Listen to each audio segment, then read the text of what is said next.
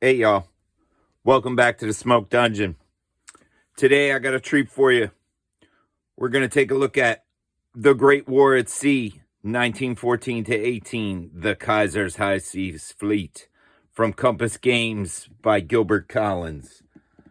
This is basically a World War I version of the old Jedko Avalon Hill War at Sea, which is a game that I love.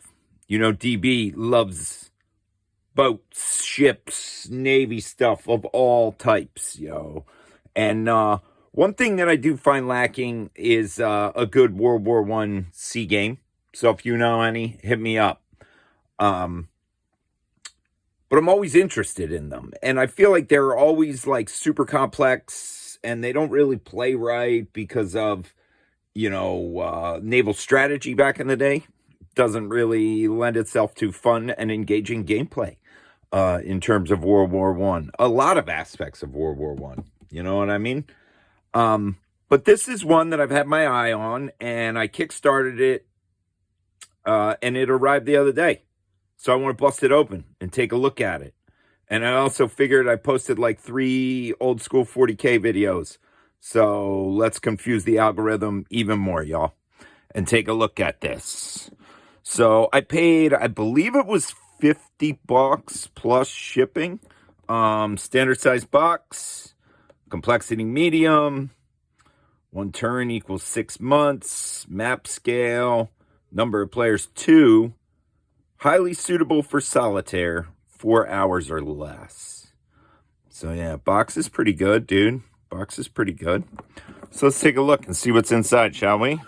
All right. Plastic bags for our counters. Dice. Let's bust these open real quick. What are we working with? Rounded corners. Black and white. I can at least read the pips, y'all. Let's get a roll. 1 roll. As you can see, my luck holds. Rubbish, as always.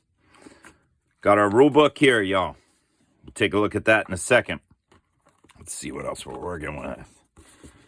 We got a Central Powers Task Force chart. Decent waggle, y'all. Decent waggle. I like it. Only one-sided. That's okay. High Seas charts and tables. Okay, these look like, this is like a player aid sheet right here. Merchant shipping table, engagement table, mine combat, sequence of play. All that good stuff. Again, much waggle. On top, Task Force chart. These are our setup charts. Pretty cool. One thing I'm already noticing is there's battle squadrons. So this is the German shipyard fleet card.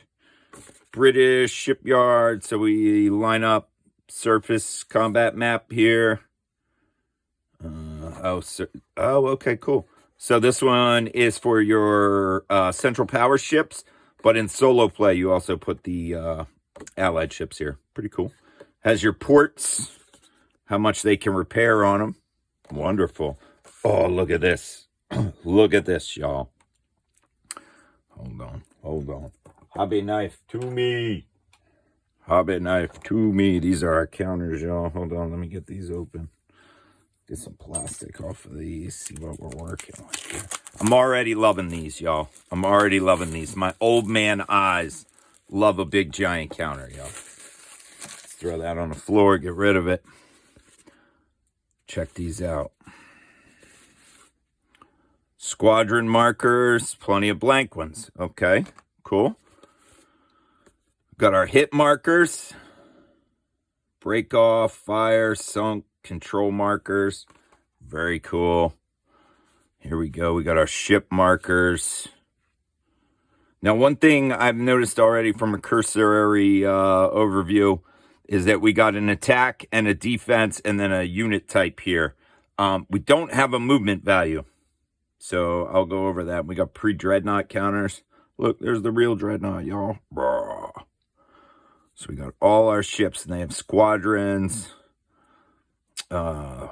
I would imagine these are probably reinforcement turns when they roll in, right? Yeah, these are our German ships. We got some U-boat. Oh, I'm knocking a few out here. Let me put that down before I start popping stuff up by accident. Got our German ships here. Pretty cool. Oh, room 40, special chit. Got some U.S. ships. Some Austrian dudes. Okay, we got a Turk. All right. I like it. Looking good. These counters, though, I love them. I love a big counter. And it's like you don't normally, in a lot of these ship games, there's so many ships that you don't get that sort of thing. This map appears to be rather large. Holy shiza. Oh my gosh. All right. Let's see what we got here. Hold on. All right. So it is a big-ass giant map, y'all. It is an 8-fold map. So let's check it out real quick. Look at that. Long-range U-boats. You'll see the way it works is you're going for victory points in all these Word C type games. And if the Central Powers control this Western approach zone, they're going to get 2 points. The Entente 1. You know, it changes all over. These appear to be minefields. Pretty cool. Damage repair abilities. I like it. Look at this. This map is huge, dude. It's almost... I mean, I guess the counters are big, but right now I'm looking at it and I'm like, Jesus, this map might be just a little too big. But I don't know. We'll see. Map art is by a guy named Newt Grunitz. Way to go, Newt. Map looks pretty good. Everything's like appropriate size. It's not like some of the naval games you see where the map is kind of like, you know, configured for sea movement, which I'm cool with, but it does a little bit sometimes look weird. So, yeah, super cool. We got our turn track down here and what I assume is our victory point track right here. So pretty cool. Now let's go over the rules real quick and see what is slightly different from the original War at Sea. I'm just going to flip this box over so I got something to lean on, right? Let's check our rule book out. First of all, rule book coming in at exactly 20 pages. And it says rules and examples. So let's take a look real quick. Got our table of contents, winning, map board, components, 292 counters, y'all, for those that really care about those things. Repairs. Okay. Setup and first turn. You place your squadron markers. Okay, so the squadrons are moved to kind of declutter the board and also enable you to group multiple ships at one, but looks like they can't change. The majority of ships cannot change squadrons. So you're going to have to keep dudes together. I imagine there's some ships that you'll be able to... a few you'll be able to swap, but it looks like the majority have to stay in squadrons. So one thing that I know right off the bat is your enemy ships don't block movement, which is different from old school War at Sea. And also everybody only moves one, and then you have a chance for a bonus movement, which you have to roll for. And basically on a 1 through 4, you don't. On a 5 through 6, you do get a bonus movement of 1 turn. Not one turn, one area. And battle cruisers will roll, they will add 1 to that roll to simulate, you know, their difference in speed. So U-boats look like their direct placement on the map. And then another big thing is combat, y'all. When you have enemies, so say we have a German fleet and an English fleet in the South Atlantic over here, they don't automatically fight. You roll. Each side rolls. And on a certain number, a number of squadrons or ships will be able to participate in the engagement. Normally it would be squadrons, but sometimes you will only have 1 or 2 ships in there. And I believe you need 3 ships to make a squadron. Excuse me. So you'll roll. And if you roll 2d6 and you roll 2 through 4, your dudes are not going to fight. So it's kind of, simulates them not being able to find one another, or maybe they like see what's going on and they're like, yo, I ain't fighting there. So that part, I kind of dig that. So like combat is not guaranteed. Now chances are some of your dudes, just based upon the odds, right? So like a 7 through 8 is going to be 2 squadrons or 2 ships, depending on how you're set up.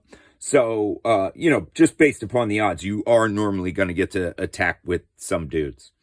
Now, the way combat works is also different. You will roll 1 dice per attack value on your ships, and they only hit on a 6. And when they hit, they only deal 1 point of damage. Okay?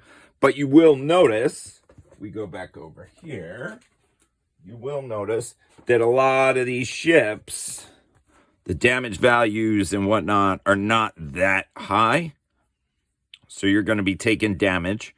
And the way it works is there's no disabled or anything like in OG War at Sea. But if your total number of hits you receive is 1 less than your defense, that ship is going to have to break off and retreat, which is essentially like being disabled, but not really, right? Because you've taken the damage. So right off the bat, it looks like a lot less ships will be sunk in this game, unless your rolls are hot. You know what I'm saying? And if your rolls are hot, then that's, all the stuff goes out the window there. And what you do is you will line your ships up on these surface sheets. So you will put your dudes on here. Highest score, start from left. Highest score, start from right. And your 2 best ships are going to fight each other, and you'll go down the line. Now, only shoot at the dude across from them, except if you outnumber the enemy, your first ship that you outnumber by will be able to shoot at his last ship. And then as ships take damage and stuff, they're moved out of the line, and the line kind of folds in, which is pretty cool. I haven't played yet, so we're going to see how it works. Big bro, if you're watching this comes for you. You know what I'm saying? So that's a big thing. And then you can retreat and pursuit. The way the pursuit works is you rearrange their ships, and then everybody rolls, attacker and defender, only rolls 1 die per ship in their attack. And then dudes escape. Then you tabulate victory points. We got mines, submarines, rules for the minor allies, like what areas they can all move into and whatnot. All pretty cool. All told, what are we at here for rules? The rules are 12 pages. And then we got 1, 2, 3, 4, 5 pages of examples, which is pretty cool. Combat only lasts for 3 rounds. So we have an example of a 3-round combat, and then we have an example of a combat where people are retreating and there's pursuit fire. All nice colored diagrams and everything there. Pretty cool. Pretty cool. Then we have a page of designer notes and some player tips. And then we got some credits, and this is all Compass Games. My good folks out at Connecticut. And then we have an index, which is super cool. And then we have a list. I love an index, just to, not to digress. And then we have a thing of relevant ports, dude. All told, super excited for this game. I feel like it does convey the good World War I, like, dreadnoughts kind of feel. Like, we want to battle, but we don't really want to risk battling kind of vibe that goes down with it. So, yeah, I'm excited to get this on the table. I'm going to play solo probably. I'm going to pop counters and set this shit up as soon as I hit stop on this video. But, yeah, and then maybe I'll do a playthrough. I don't know, a little solo playthrough. We'll see how it goes. But I'm excited for this one. $50, I think, is what I paid for it, Compass Games, they put out some good ones. They got a few that I don't really care for that I've bought in the past. But we don't talk about those, DB tries to stick to the positivity, y'all. And right now, I'm digging the High Seas Fleet on first impressions. So props to Compass for that. And let's get it on the table, y'all. Remember, Be good to one another. Do what you feel.